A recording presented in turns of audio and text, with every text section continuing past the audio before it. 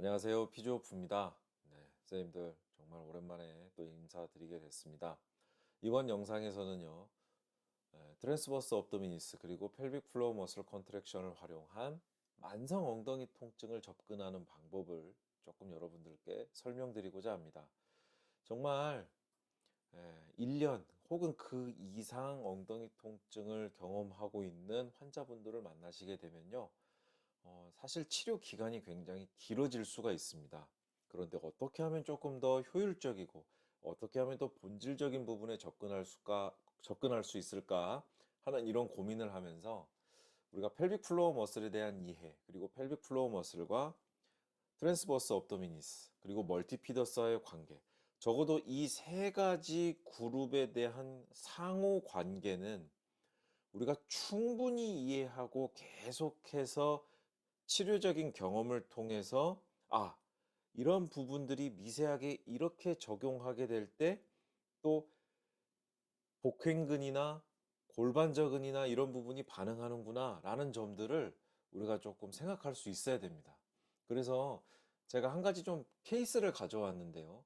최근에 이제 내원하시는 환자분인데 먼저 50대 초반의 남성이십니다. 이분은 이제 히스토리를 들어보니까요.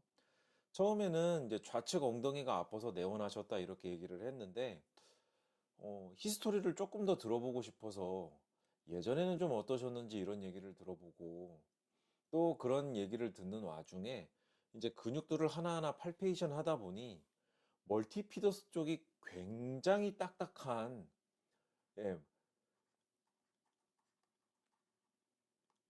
멀티피더스가 굉장히 딱딱한 그런 느낌을 느낄 수 있었습니다. 그러니까 로컬 머슬에 대한 부분들이 지금 제대로 기능을 못하고 있다. 바로 이제 감을 잡을 수가 있었던 거거든요. 그래서 이제 이러한 경우에는 분명히 엉덩이 통증과 연관을 시켜본다면 예상할 수 있는 것이 50대 초반의 남성분이 멀티피더스가 과도하게 수축을 하면서 동시에 엉덩이 통증이 오래되었다라고 한다면, 그래서 저는 이런 걸 물어봤습니다. 선생님, 혹시 장 괜찮으세요? 좀 장에 대한 문제는 없나요? 이렇게 물어봤을 때, 제가 좀 민감한 편이에요. 이제 이렇게 얘기를 들을 수 있었습니다. 그래서 이 점과 관련해서 조금 더 이제 질문을 드려보니까요. 오랜 동안 은근한 복통과 설사를 자주 빈번하게 겪어왔다는 걸 또 알게 됐습니다.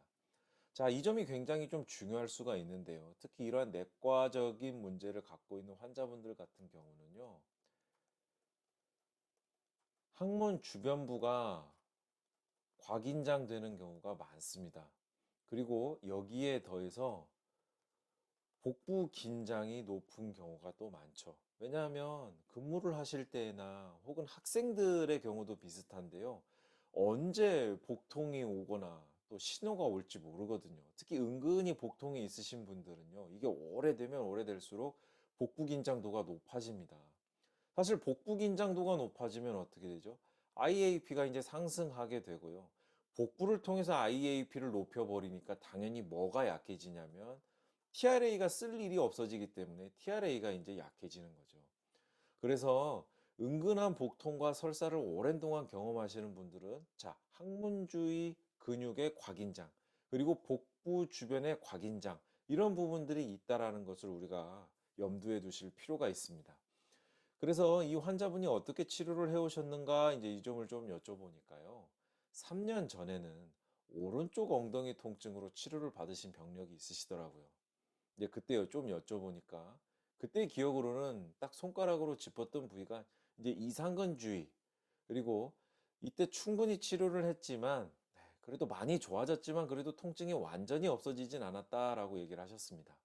그런데 최근에는요, 오른쪽 엉덩이 통증이 아니라 이제는 바뀌어서 왼쪽 엉덩이 통증으로 내원을 하셨어요. 여전히 오른쪽도 약간 불편감은 있지만 현재는 왼쪽 엉덩이가 심하게 아프고 저린 느낌. 그러니까 이 저린 느낌이 상당히 조금 이제 어떻게 표현하면 약간 뭐라고 할까요? 통각에 가까운 느낌이라고나 할까요? 그래서 이분은 지금 주사를 맞으셨습니다. 이 느낌 때문에. 골반 주위에 지금 통증의학과에서 주사를 맞으신 상태고, 쩌리쩌리한 느낌이라고 표현을 하셨는데, 이 느낌은 없어졌는데, 엉덩이 쪽의 통증은 여전하다. 이렇게 말씀을 하셨습니다.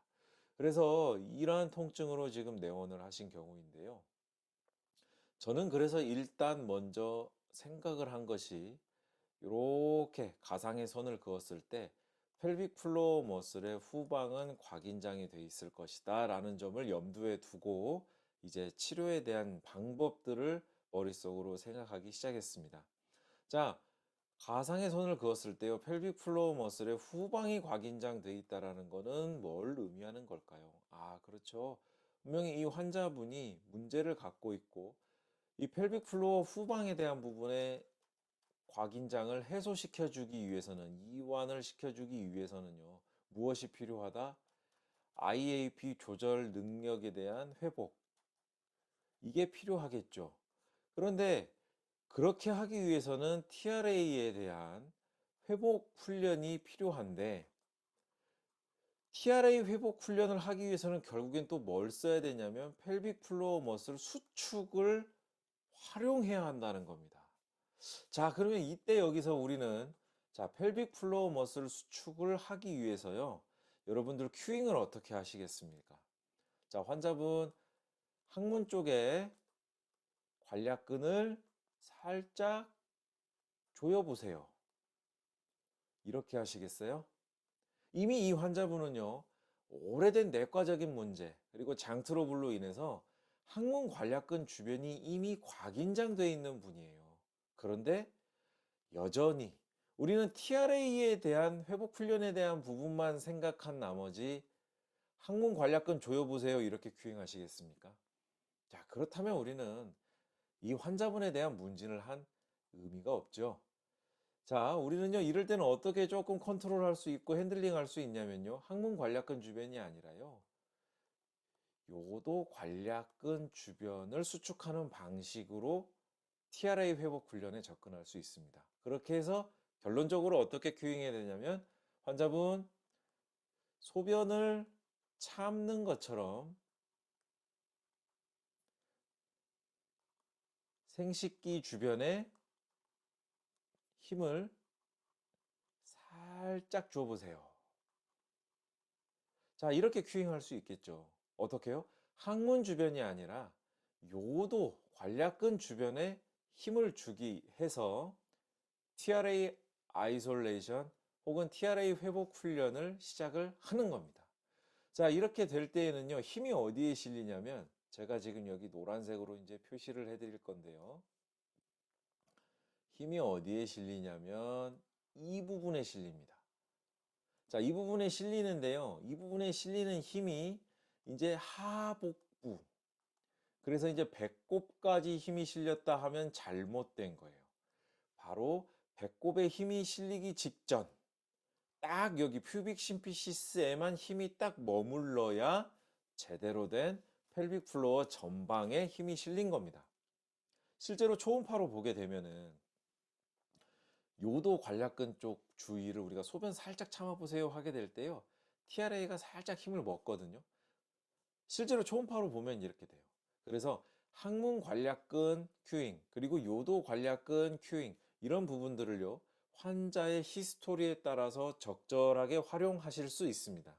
자, 그러나 우리가 혼돈하지 말아야 될 거는요, 우리가 결국에 해야 되는 것은 무엇이냐면 펠빅 플로어 머슬 전체에 대한 기능 훈련이기 때문에 나중에는 항문 관략근에 대한 수축 이완도 필요합니다.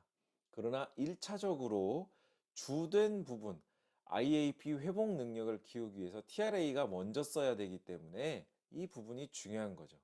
자, 헷갈리지 마십시오. 제가 아까 이거 두 가지 케이스를 설명드렸습니다. 오래된 장이 과민한 분들, 그래서 은근한 복통과 설사를 오래 빈번히 겪어온 분들은 뭐가 많다고요? 항문 주변부 곽인장, 그리고 복부 긴장입니다. 그런데 복부 긴장이 많은 분들은 이미 복부 긴장을 통해서 IAP를 끌어올린 상태이기 때문에 TRA가 쓰지 않는다라는 거예요. 결국엔 TRA가 먼저 잘 써줘야 복부 긴장도 떨어지게 되겠죠. 사실 가장 근본적으로 접근을 한다면 이 환자분은요, 약간 내과에서 상담을 조금 받는 것을 병행해야 할지도 모릅니다. 그러나 우리가 도수치료적인 것만 보자면 우리의 근본적인 접근은 펠빅 플로어 머슬 전방 요도 관략근 쪽에 대한 그러한 큐잉과 더불어서 TRA 아이솔레이션에 대한 근본적인 부분을 우리가 볼 수 있다라는 거죠. 자, 그래서요. 이러한 케이스를 가진 분들이 항문 관략근을 수축하게 되면요. 호흡이 충돌이 일어납니다. 예, 조절이 잘 안 돼요. 복부에 힘이 빠지지 않고 항문 관략근 수축 제대로 계속하게 되면요. 어떻게 돼요? 아까 그 두 가지 문제를 계속해서 증가시키는 것밖에 안 되거든요. 항문 주변부 긴장, 그다음에 복부 긴장. 이 두 가지가 계속해서 악화가 되는 거죠. 그래서 결국에 우리가 펠빅 플로어 머슬을 쓰는데도 불구하고 환자분의 호흡이 거칠어진다 하면 지금 제가 말씀드리는 부분들을 참고하실 필요가 있습니다. 처음부터 환자분 히스토리를 다시 들어봐야 돼요.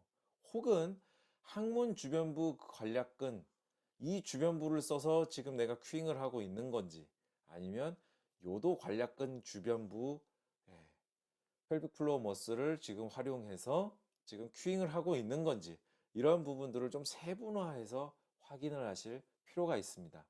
사실 이런 부분들을 우리가 이제 큐잉을 하기 위해서 내과적인 부분까지 살펴볼 필요가 있겠지만은 사실 그렇게 하면 도수 치료가 정말 광범위해지거든요. 여러분들 그렇게 치료하다 보면 우리 머리 깨집니다. 그래서 지금 말씀드린 정보 정도만 알고 계셔도요. 충분히 환자분들을 접근하는 데는 크게 무리가 없으세요.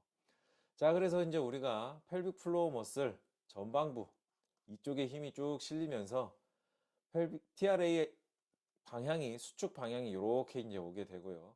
그렇게 하면서 제대로 된 IAP가 형성이 되게 되겠죠. 복부를 억지로 끌어올려서 생기는 IAP가 아니라 TRA가 먼저 활용하게 되고 그 다음에 내복사근, 외복사근이 수축하게 되면서 IAP 상승하고 그러면서 뭐가 따라와요? 멀티피더스 수축이 따라오게 되죠. 이게 가장 이상적인 가장 왜 이렇게 발음이 꼬이는지 모르겠습니다. 가장 이상적인 IAP를 활용한 룸보펠빅 스테빌라이제이션이 될 거예요.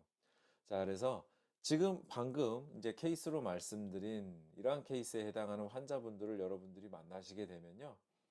펠빅 플로어 머슬 큐잉을 더 섬세하게 들어가야겠다는 생각을 우리는 해볼 수가 있습니다.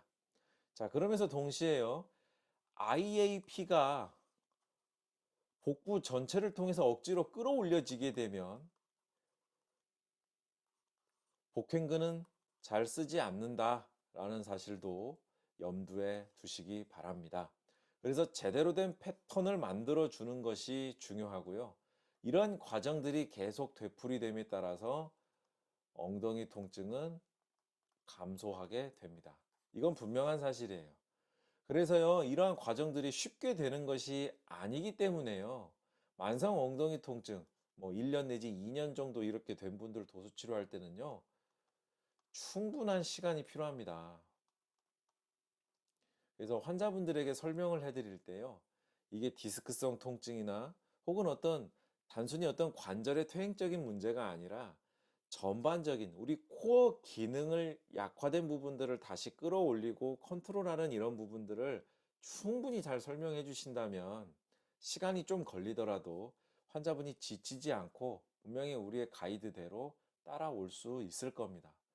어떤 경우에는 정말 환자분이 답답하기 때문에요. 여러 병원을 다녀보시기도 하고 그러거든요. 근데 이러한 정보를 모르기 때문에 그러실 수도 있어요. 그래서 우리가 이러한 점들을 좀 충분히 설명드리고 우리가 정말 계속해서 복행근 사용될 때 그 느낌 그리고 환자분의 호흡 이런 부분들을 우리가 말로써 또 우리가 손에 대한 어떤 촉각으로서 계속해서 이제 큐잉하고 팔페이션하는 훈련을 통해서 정말 우리가 정확한 수준에 가까운 그러한 질 높은 큐잉이 될 수 있도록 또 가이드가 될 수 있도록 이렇게 했으면 좋겠습니다. 그래서 이제 이번 제가 지금 오늘 선생님들과 말씀드리는 이 영상의 내용이 또 만성 엉덩이 통증 환자분들을 만나시게 될 때 조금이라도 도움이 되셨으면 좋겠습니다. 사실 이 부분 진짜 복잡하고요. 좀 이 부분을 정말 어, 조금이라도 더 제가 쉽게 말씀드리기 위해서 계속 저도 반복해서 보고 최신 자료들을 찾기 위해서 노력하거든요. 그러니까 계속해서 조금 업데이트되는 내용들이 있을 때 이전 영상과 비교해서 제가 이제 설명을 드리는 어떤 세련미라든가 또 단순화시키는 그런 방법들도 그런 맥락들을 잘 비교해서 보시면 선생님들 공부하는데 좀 도움이 되실 겁니다. 자, 그리고 이제 골반과 관련된 부분은요, 3월 26일 날 또 서울에서 계신 선생님들과 함께 보수교육 때 조금 말씀드릴 부분들이 이런 내용들도 포함이 돼 있으니까요. 또 관심 있으시면 온라인 보수교육 참여하시는 것도 좋지만 직접 오프라인으로 오셔서 함께 또 토론하고 대화 나눌 수 있는 기회가 있었으면 좋겠습니다. 네, 끝까지 시청해주신 모든 분들 감사드립니다.